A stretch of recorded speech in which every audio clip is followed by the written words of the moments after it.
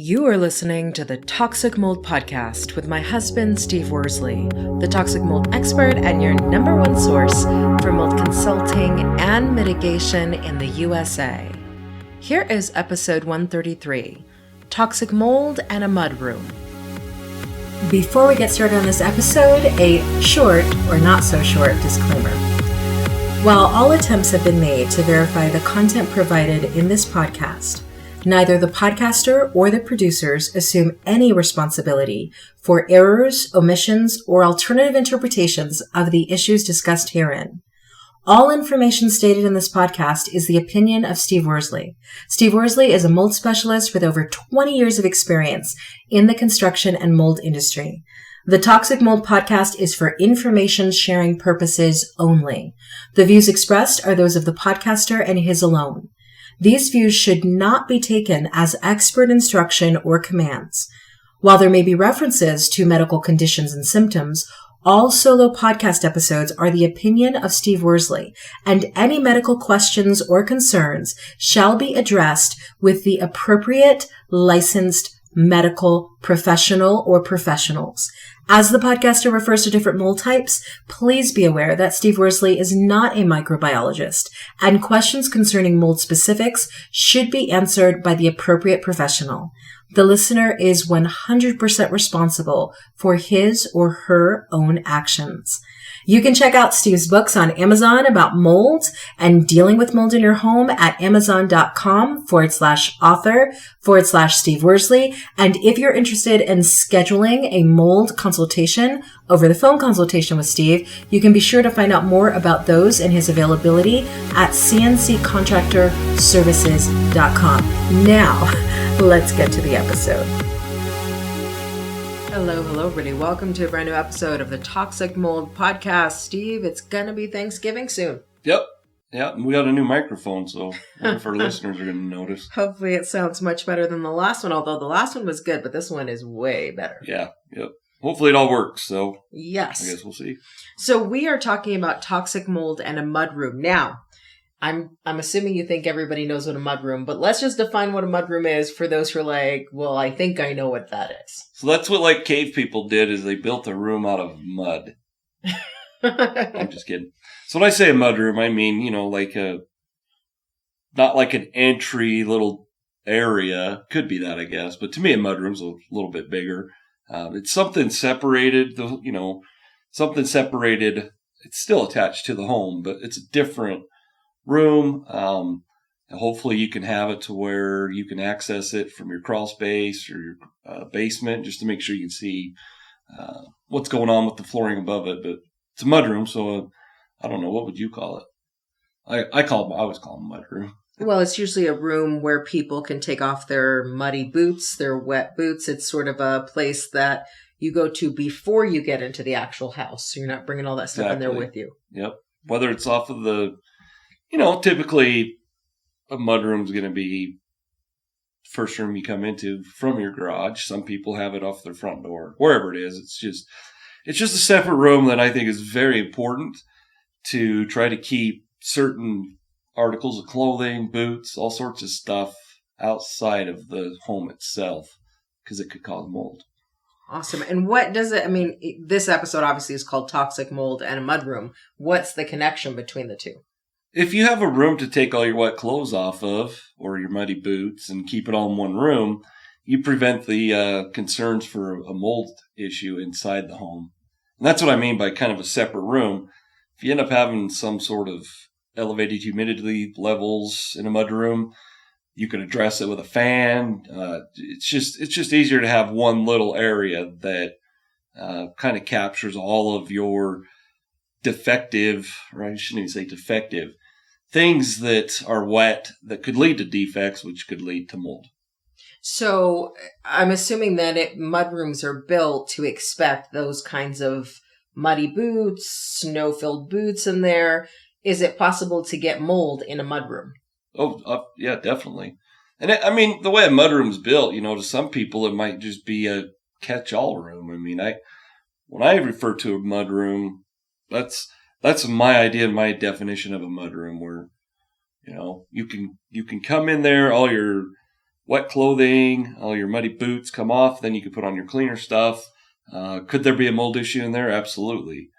But it's a separate room, so it's, for the most part, it wouldn't affect the air quality inside the home. It's no different than if there's a mold issue in a garage, is that a big deal? Would it be a big deal to you? I would think if there's mold anywhere, there'd be a mold problem. There'd be a big deal. Well, I guess what I'm saying is if we were to do, let's just say we were doing a home inspection for somebody that's buying a brand new home, not brand new, but brand new to them. And we find everything for the most part goes good, but we find mold in a garage. I would say what you just said. Yeah, mold's always a concern. And if my buyer said, well, is it that big of a deal? Well, what they think is a big deal and what I think is a big deal are two different things. But I would explain to them, it's a separate airspace from your home.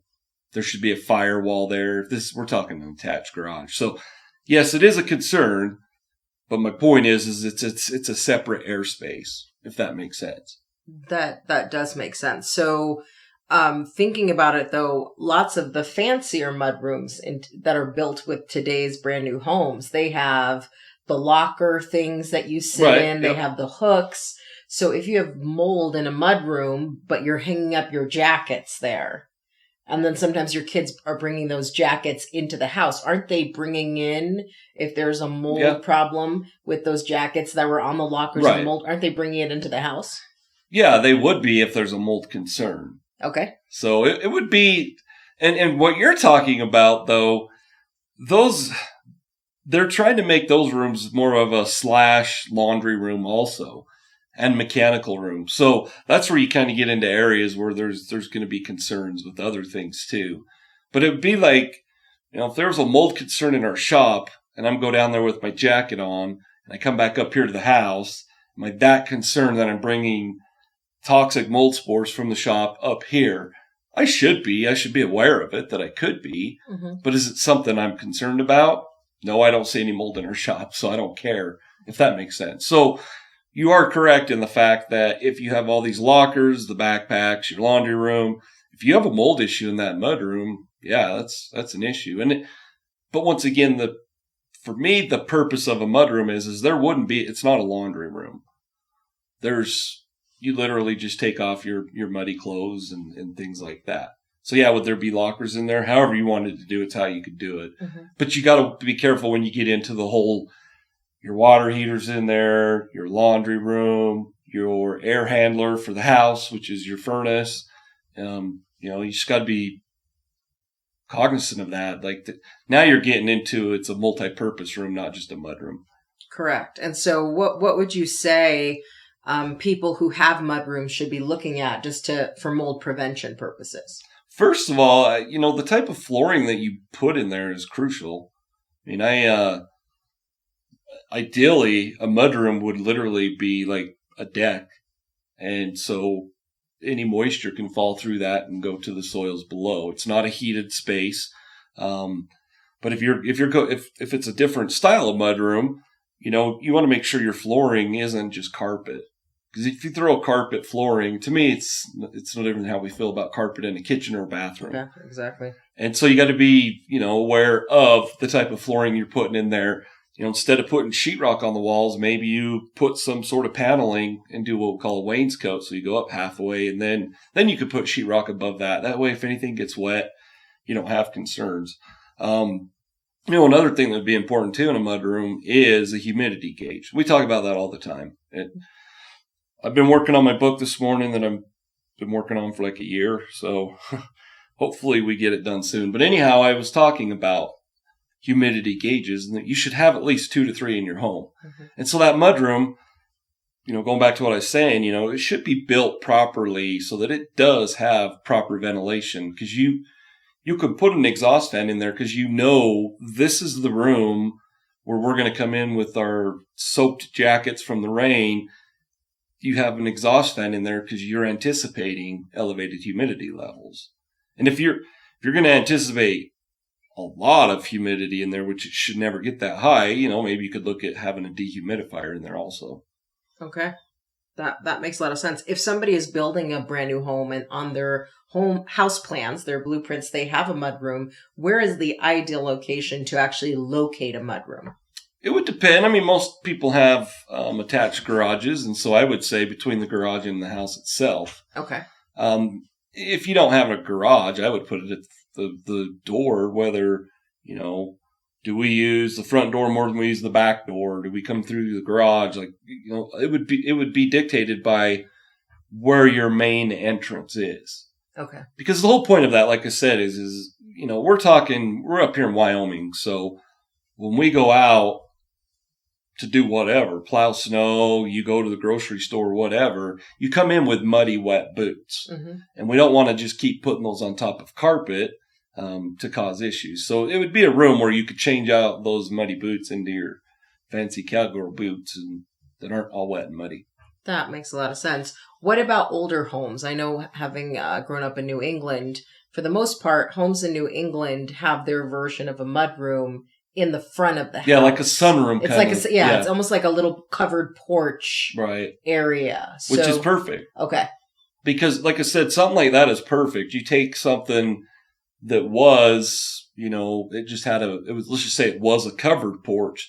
Now you say, hey, we're going to frame up walls and we're going to make this our mudroom. Okay. That's a perfect place because it's somewhere where you can come into, it should be watertight.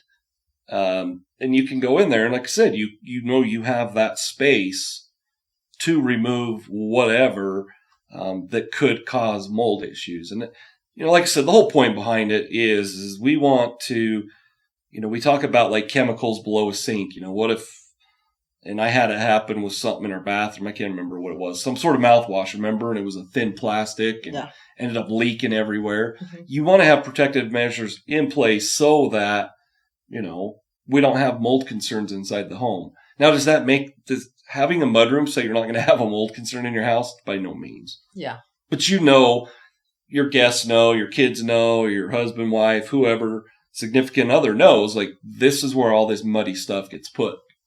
Because you think about it, let's just think about maybe a rancher that comes in this time of year. It's been rainy, it's snowing, always takes off his wet bibs, coveralls, and throws them in one corner. Mm-hmm. And they do that all the time. What's going to happen? It's going to accumulate moisture. That's going to cause a problem. Yep. You're probably, if you were to pull the flooring back from that area or do a little more investigating, there's probably a mold issue because routinely you keep just, we're creatures of habit and you just keep doing the same thing. That's the whole point to me. And it doesn't have to be huge, just something where you have somewhere to get rid of your wet, muddy belongings. That makes a lot of sense. What do you recommend people do in the event that they have a house that they currently live in that really isn't set up for a mudroom? I'm thinking of homes that are really strange, meaning you enter the house on the basement floor, mm-hmm. and then you go upstairs inside to the main floor. Oh, okay. In those cases, like, your house isn't structured properly to begin with. Right. What do those people do?